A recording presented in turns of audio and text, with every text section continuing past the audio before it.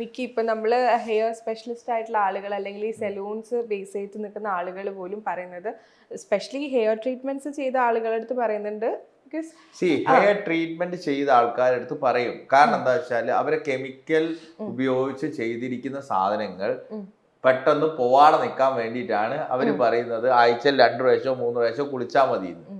അല്ലാതെ കുളിച്ചു കഴിഞ്ഞ ആ മുടി കൊഴിയുന്നൊക്കെ പറഞ്ഞു കഴിഞ്ഞാൽ എനിക്കൊരു കാരണവശാലും അതിനെ അക്സെപ്റ്റ് ചെയ്യാൻ കഴിയില്ല. കാരണം ഞാൻ കേരളത്തിലെ ആ ഒരു വീഡിയോ കണ്ട് ഒരുപാട് പേര് കുളിക്കുന്നത് ആഴ്ചയിൽ 2 ദിവസമാക്കി.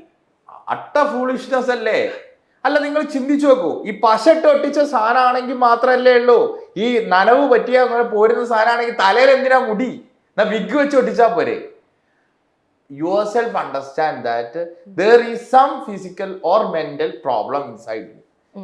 അങ്ങനെ പോകുന്ന ഒരാള് പോയിട്ട് കുറെ കെമിക്കൽ ട്രീറ്റ്മെന്റ്സോ അല്ലെങ്കിൽ ഈ പറഞ്ഞ പോലെ ആഴ്ച 2 ദിവസം കുളിക്കാണെന്ന് കഴിഞ്ഞാൽ ആ പേഴ്സണൽ ഹൈജീൻ പോലും നഷ്ടപ്പെടുകയാണ് ചെയ്യാം.